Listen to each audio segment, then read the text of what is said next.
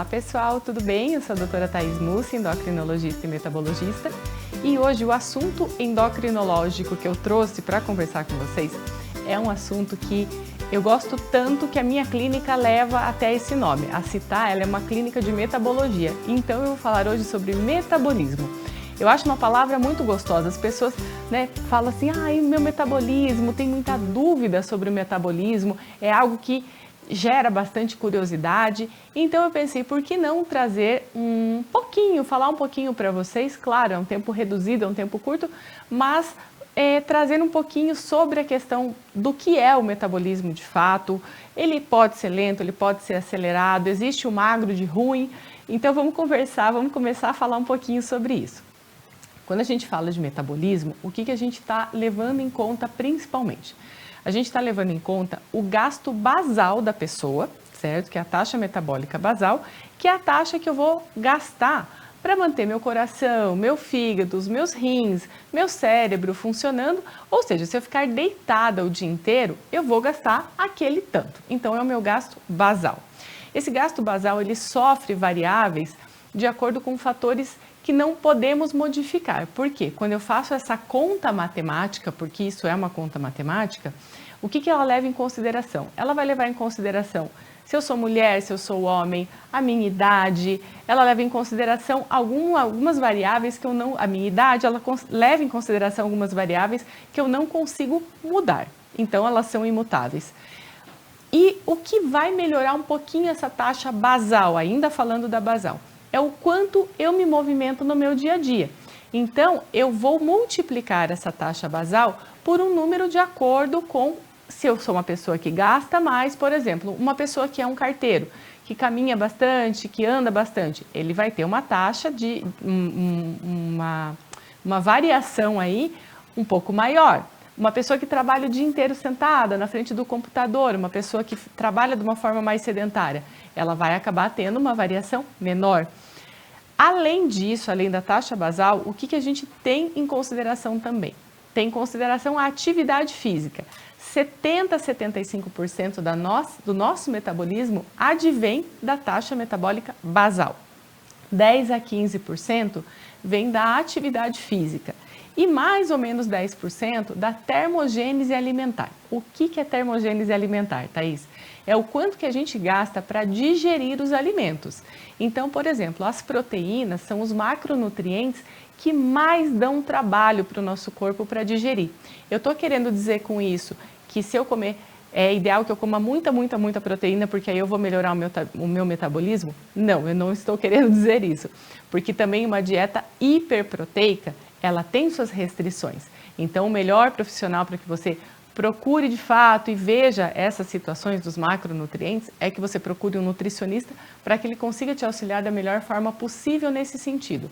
Os nutrólogos, os endócrinos também podem ajudar, mas o nutricionista de fato é quem vai te ajudar de uma maneira bastante apropriada nisso também. Então, considerando que a gente tem a termogênese alimentar, a digestão da proteína, ela também deve ser levada em consideração por acrescentar mais um item. Então, vamos relembrar aqui, no nosso metabolismo, a gente tem a influência do meu metabolismo basal, que também pode ser mais ou menos de acordo se eu me movimento, mais ou menos. A atividade física, que não tem a ver necessariamente com se eu tenho um dia a dia mais movimentado ou não, ela é um fator separado, porque por mais que a pessoa ande, caminhe, se ela não está de fato fazendo uma atividade física, colocou um tênis e foi fazer alguma coisa, ela para, ela conversa, ela dá um break ali, então ela não vai de uma maneira contínua, seguida, então a gente não considera uma atividade física de fato, mas sim, essa movimentação entra na conta do metabolismo. E quando a gente fala, agora que a gente entendeu que o metabolismo é multifacetado, a gente tem algumas variáveis aí nessa nossa equação, o que acontece? Algumas doenças endocrinológicas também vão acabar afetando a questão metabólica.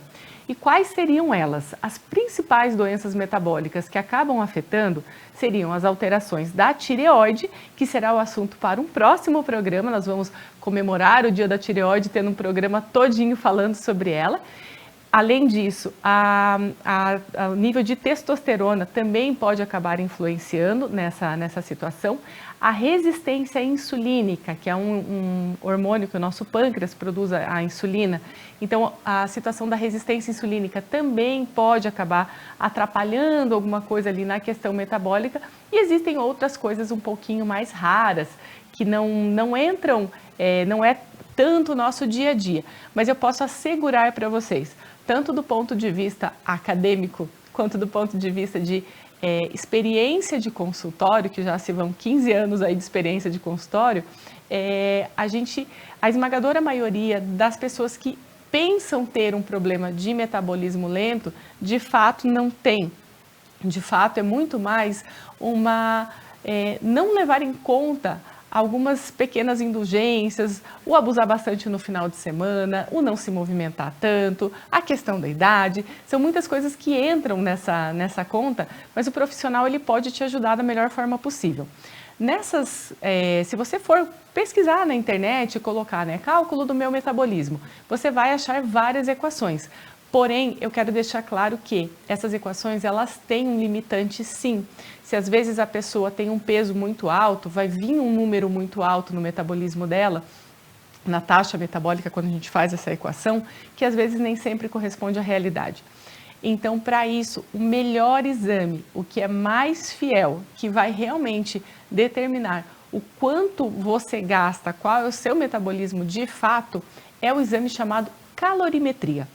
Esse exame da calorimetria, ele vai trabalhar, é um exame muito simples de ser realizado, ele leva em torno de 20 a 30 minutos e ele leva qual que é o cálculo, qual que é a base desse exame para dar essa resposta tão precisa. A base desse exame é ele fazer um cálculo em relação ao volume de O2 e o volume de CO2, ou seja, o ar que a gente inspira e o ar que a gente expira.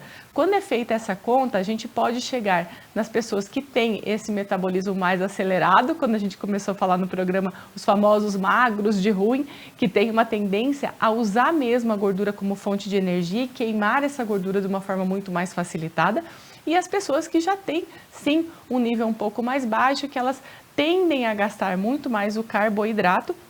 Então, são pessoas que não gastam tanto a gordura, são pessoas mais econômicas do ponto de vista metabólico, por assim dizer.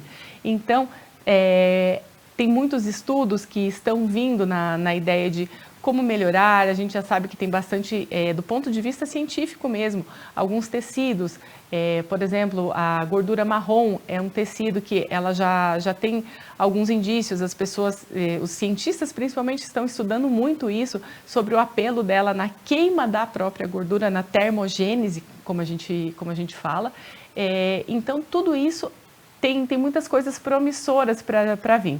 Mas a minha ideia aqui não é consultar você em casa, a minha ideia aqui é mais trazer essa ideia de que temos muitas vezes a impressão que podemos ter um metabolismo lento e existe sim uma resposta, um exame de fato que a gente possa responder isso da forma mais prudente, da forma mais precisa possível, por assim dizer.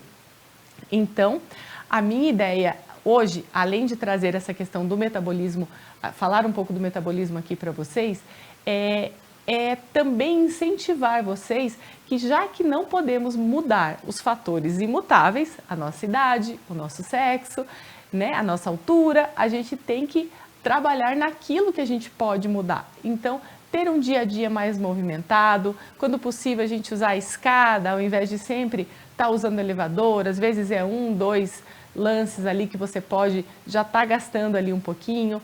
Até o respirar direito, pessoal, vai fazer diferença, porque muito da nossa gordura é eliminada através da respiração. Então, se eu sou uma pessoa mais ansiosa e não respiro tanto, usando toda a minha capacidade pulmonar, e vou dizer para vocês que a maioria de nós é assim mesmo, se eu não presto atenção no básico, que é a minha respiração, isso também pode acabar influenciando, sabia? Então, como vocês podem ver, são muitas variáveis. Mas o meu convite principal aqui é realmente sobre o que a gente pode mudar.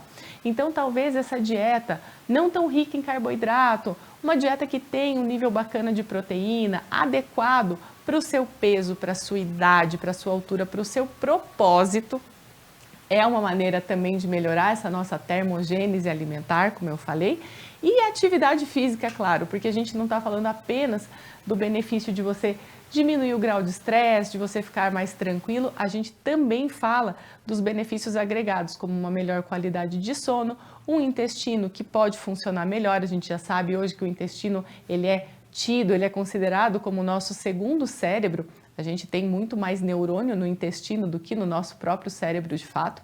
Então, tudo isso, essa resposta intestino, cérebro, todo esse eixo funcionante de uma forma geral, que a atividade física, sim, ela propicia que isso ocorra da forma mais harmônica possível. Esse é um fator que eu posso, sim, estar trabalhando em cima, é um fator modificável. A gente sabe que durante a perda de peso, num processo de emagrecimento, num processo de diminuir a gordura, muitos pacientes acabam entrando com a atividade física para ter essa melhora. E para sustentar o peso magro, ela é uma das melhores dicas, uma das melhores estratégias. Tem um endocrinologista muito famoso que ele fala: há várias maneiras de você perder peso, mas poucas maneiras de você mantê-lo. E a atividade física é uma dessas maneiras. A outra forma que eu falaria para você de entrar com a atividade física é sempre ter algo que você goste de fazer.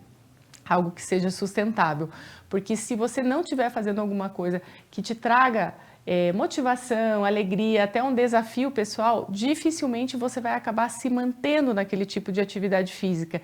Então quando eu estou no consultório, eu acabo falando muito para as pacientes, para os meus pacientes, que tipo de atividade física você gosta? E várias vezes eu escuto, nenhuma. Mas às vezes vai muito da curiosidade de você. Você já tentou o quê? Então, tem paciente que não gosta de ir para a academia, tem paciente que gosta de um pilates, tem paciente que gosta de uma yoga, tem paciente que gosta de dançar. Então, vai muito de você entender, de você ver qual atividade física que acaba te trazendo mais satisfação, que te motive. Aí sim vai ser algo que você vai conseguir colocar de uma maneira sustentável e implementar isso no seu dia a dia. Pessoal, esse era meu recado. Falar sobre o metabolismo para vocês, que vocês entendam um pouquinho mais que a matemática não é tão simples quando a gente fala de perda de peso, quando a gente fala de medicina, tem muitas coisas que são envolvidas aí na história. Então, o meu recadinho era esse hoje para vocês. Na sequência, a gente vai estar recebendo a doutora Laís, anestesiologista, para falar um pouquinho sobre a anestesia em crianças e nos procedimentos odontológicos. Então, fica com a gente que o programa está imperdível.